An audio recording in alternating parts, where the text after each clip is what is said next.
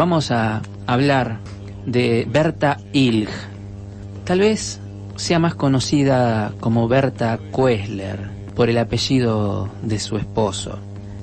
En este caso, Berta Ilg no fue eclipsada por la imagen de su marido, de Rodolfo Koestler, que también es una persona o un personaje muy valioso de recordar en la historia de esta provincia, especialmente en la zona de la cordillera neuquina.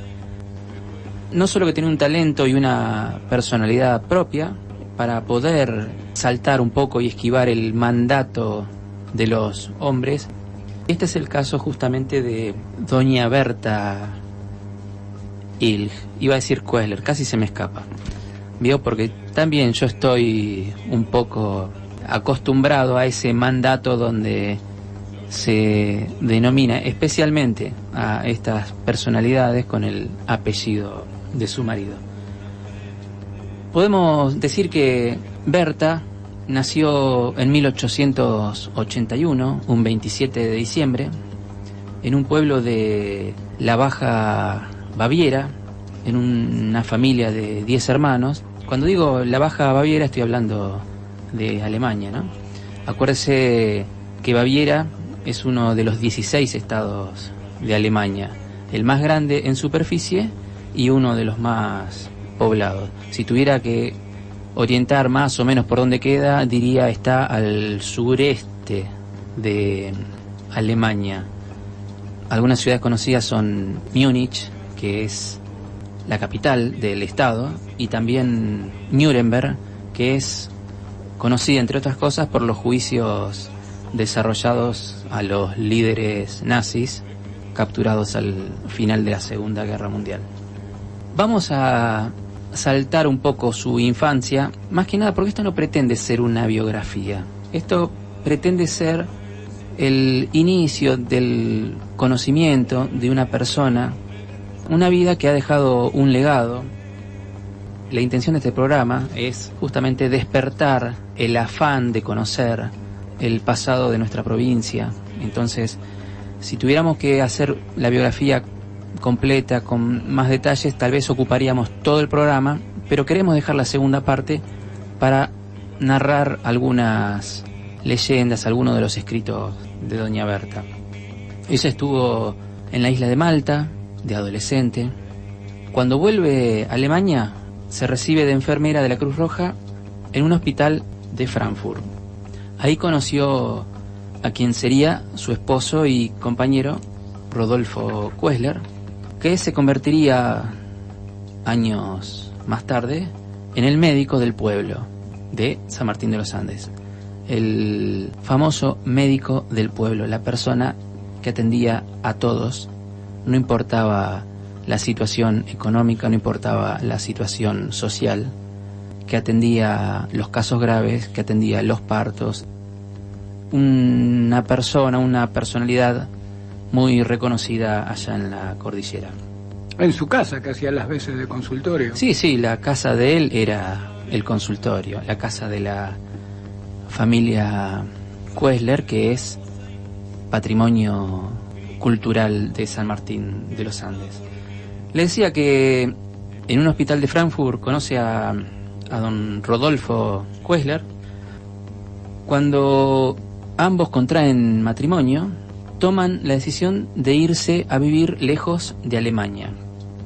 Ahí es cuando Rodolfo Koestler tiene que elegir entre dos propuestas que tenía. Una de ellas era ir a Samoa Occidental, que, como usted sabrá, don Jorge, queda en las islas de la Polinesia. El hula hula, me vienen esas imágenes, palmeras, playas. Y la otra es Buenos Aires, con destino al reconocido hospital alemán, que está ubicado en una zona bastante linda de Buenos Aires. Yo hubiera elegido la Polinesia. Bueno, tenía entre la Polinesia y Buenos Aires. Y eso que he vivido en Buenos Aires, o tal vez por eso, hubiera elegido la Polinesia sin dudarlo 2 segundos, tal vez de haber estado soltero. Sí, pero si hubiera elegido la Polinesia, nosotros hoy en este momento no estaríamos hablando Gracias, de doña Rodolfo, Berta. por esa sabia elección.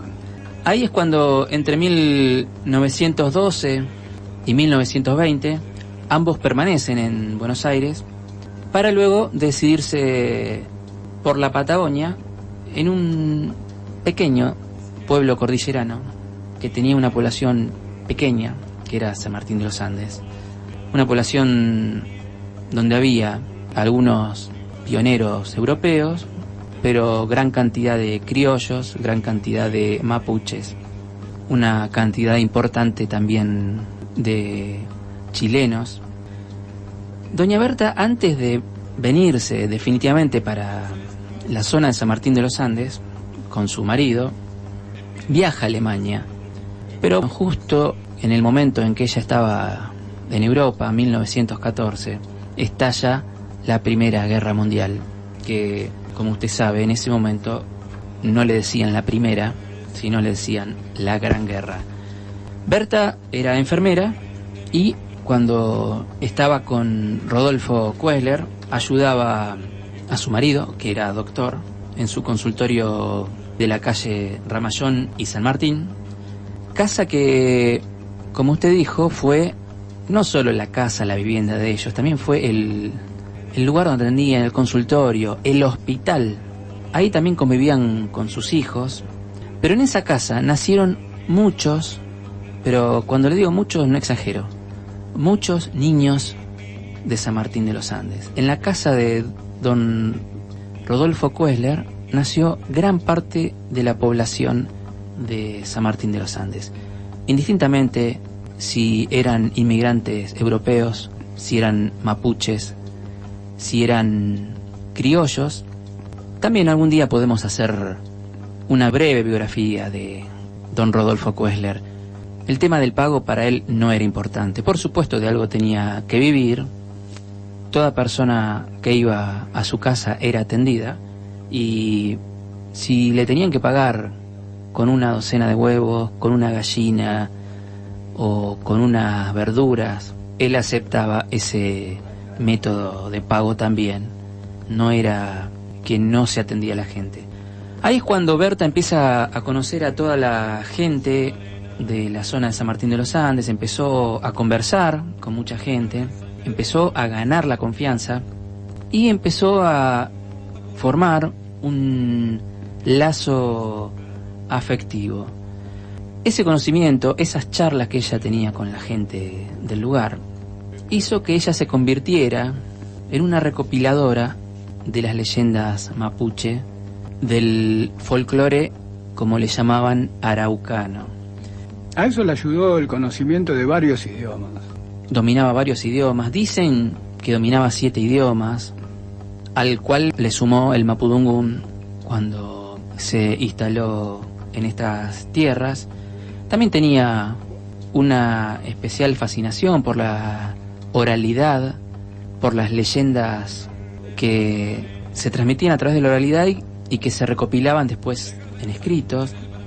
Ella se acercó a alguno de los referentes más ancianos de la comunidad curruinca de San Martín de los Andes, lo que le permitió un poco escuchar y que le transmitieran historias, leyendas, que después fueron los que formaron sus obras, sus libros, que traspasaron incluso hasta las fronteras, no solo de nuestra región, sino de nuestro país. Hasta ese momento siempre la tradición mapuche era anónima, era popular, era oral, pero ella la convirtió en escrita y sus publicaciones fueron el medio con el cual ella hizo conocer un montón de leyendas del pueblo mapuche. Un trabajo cuya impronta todavía continúa y nos permite recoger tradiciones que de otra manera no hubiera habido forma de que llegaran hasta nosotros. En la segunda parte vamos a contar algunas. Obviamente son muchas. Las que vamos a contar son las que nos gustaron a nosotros. Entre un universo de cientos de leyendas, tuvimos que elegir algunas para este programa. Según cuentan algunos especialistas de su obra, ella se basó un poco, o su fuente de inspiración, podríamos decir, fueron los hermanos Grimm, quienes se empeñaron en recopilar cuentos orales alemanes, tal vez con la intención de recuperar un poco de aquella cultura nacional que siempre estaba en búsqueda. Berta, me faltó decir que cuando estuvo en Malta ya había recopilado textos del folclore, pero de la isla de Malta, que fue la isla donde pasó su adolescencia. Acuérdese, la isla de Malta en el medio del Mediterráneo. Esos cuentos los publicó entre 1906 y 1910, es decir, antes de su venida a la Argentina. Con 20 y piquito de años. Y nació en el 81, sí, tenía entre 25 y casi 30. Le decía que los trabajos de ella, en cierta forma, se basaron un poco en su gran admiración por los hermanos Grimm. ¿Usted se acuerda de los hermanos Grimm, que muchas de las historias que llegaron hasta nuestros días y que son clásicos de la literatura, especialmente se transformaron en literatura infantil, aunque no fue la intención de los hermanos Grimm que ello ocurriera, pero, por ejemplo... Hansel y Gretel, por ejemplo. Hansel y Gretel... Cruel historia, por eso que no era su idea que fuera para niños, seguramente. Claro, exactamente. La Cenicienta, Rapunzel, La Bella Durmiente, Blancanieves, Pulgarcito, entre los más renombrados. Sí, los hermanos Grimm recibieron muchas críticas por sus trabajos, especialmente porque se lo consideraba muchas veces literatura infantil, y ellos aclaraban, la literatura nuestra o los cuentos que nosotros recopilamos de la tradición oral no son para niños. Pero bueno, tuvieron que, incluso más, en algunos casos, hacer algunas modificaciones, tuvieron que cambiar detalles de los cuentos originales para satisfacer a determinado sector de la burguesía que se horrorizaba por lo que escribían. Por ejemplo, en Hansel y Gretel, la madrastra originalmente era una madre. No se podía concebir que una madre abandonara a los hijos en el bosque, entonces... En cambio de una madrastra se puede esperar cualquier cosa. Sí, para amortiguar un poco el impacto, lo que hicieron fue crear la madrastra en lugar de la madre. También tuvieron que cambiar algunos contextos que hacían alusión tal vez a escenas de tipo sexual. Las tuvieron que directamente borrar de sus cuentos para no ofender a cierto grupo y también para no estar también tan expuestos a las críticas. Digamos, tuvieron que lavarlos mucho, ¿no? Vaciarlos un poco de ciertos contenidos como para que sean potables. Así como los hermanos Grimm, para poder desarrollar su labor, tuvieron interlocutores que les contaron, que les narraron. De hecho, ellos recopilaron todas esas historias. Berta también tuvo interlocutores, entre ellos algunos amigos, como por ejemplo Antonio Quinchahuala y Francisco Colupán. Ellos fueron, en cierta forma, los que propiciaron muchos de sus contenidos y recopilaciones, y quienes le pusieron el apodo de la Araucana Blanca. Ella recibía el testimonio de la gente que le narraba su oralidad. Algunos le hablaban en español, otros en mapudungún. Sin embargo, ella escribía todo en alemán. Por eso llama un poco la atención cuando uno lee los textos de ella, que siempre dice traducido por. Ella lo escribía en alemán, ahí en el jardín de la casa, un espacio que todavía se conserva, que es Patrimonio Cultural de San Martín de los Andes, y que lamentablemente a veces depende de la gestión de gobierno, si se abandona, si no se abandona. Tuvieron punto de ser vendida. La casa estuvo en venta. Por eso, una casa que forma parte del circuito histórico de San Martín de los Andes, no es la única casa, pero la relevancia, tal vez, la impronta de quienes vivieron ahí, hacen un poco merecedor de más consideración, por lo menos en mi opinión, de sostener y valorizar ese espacio, ¿no?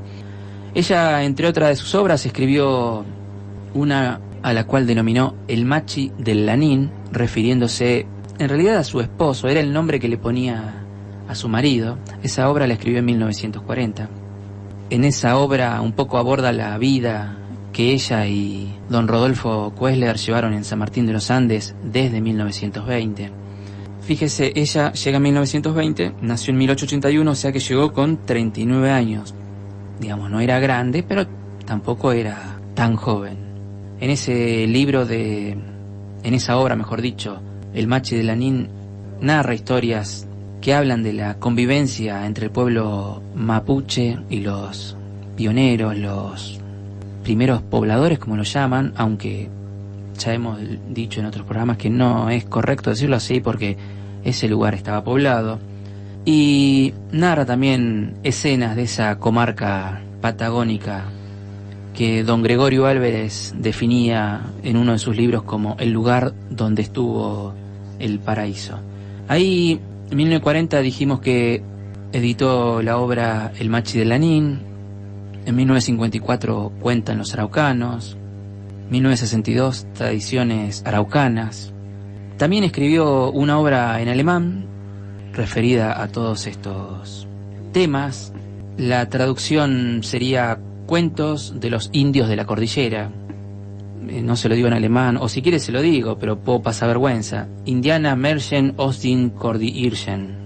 Usted sabe que yo del chino mandarín sé mucho, pero de alemán no. Bueno, va a ser de gran ayuda entonces su conocimiento de chino para otros temas. Y no para los que tocamos acá, pero... Por suerte. Murió en 1965, pero como dijimos, dejó una impronta imborrable. Hola a todos y todas, mi nombre es Rocío Cuadra y soy mediadora de lectura en Biblioteca Viva. El día de hoy me gustaría compartir con ustedes uno de mis libros ilustrados favoritos. Se trata de Mapuche, Historias del Sur del Mundo. Este libro pertenece a la colección Patrimonios de la editorial MN. El sustento narrativo de este libro es más bien una selección de relatos del libro Cuenta el pueblo mapuche de Berta Kosler-Ilk, quien realizó un riguroso trabajo por más de 40 años de investigación y recopilación oral de primera fuente, sus propios amigos mapuches. Las ilustraciones están a cargo de Claudia Blin, quien hace potentes interpretaciones pictóricas de los relatos, cargadas de expresividad, fuerza, belleza y color, que nos hace viajar entre lo fantástico y lo real, lo onírico y lo terrenal. Así, nos encontraremos con distintos saberes ancestrales, desde el universo, las estrellas, el mundo y los días, como también sobre animales, bosques y ríos. Por supuesto incluye mitos, magia y creencias, y por último, la humanidad, las palabras, la tierra y la vida misma. Llegando ya al final del libro, nos encontraremos con un breve glosario de las palabras en mapudungún que son nombradas anteriormente en el texto. Y por último, y como gran cierre, un bestiario con la descripción de animales y bestias hermosamente ilustrados en acuarela, que personalmente me encantan.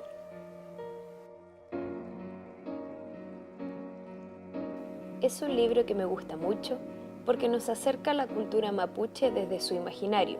Como bien sabemos, gracias a la inexistencia de la escritura, todo dependía de la oralidad, por lo que sus relatos están cargados de imágenes potentes, densas, emocionantes, que quedan ancladas en la memoria.